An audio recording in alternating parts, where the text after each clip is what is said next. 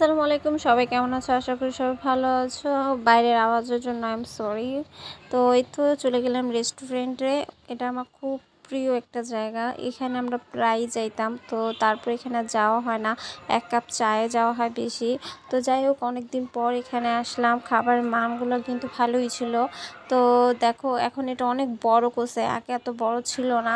এটা ইফতারের পর গিয়েছিলাম, এর জন্য খুবই ফাঁকা ছিল, অত ভিড় ছিল না, একদমই ফাঁকা ছিল বলা যেতে পারে। এক দুইজন কাস্টমার ছিল। তো যাই হোক, খুবই টেস্টি ছিল। আমি এখানে দেখতেই পারতেছো কী কী নিয়েছি। তো আলহামদুলিল্লাহ খাবারের মানগুলো ভালো ছিল, কিন্তু লাচ্ছিটা একটু কেমন জানি ছিল।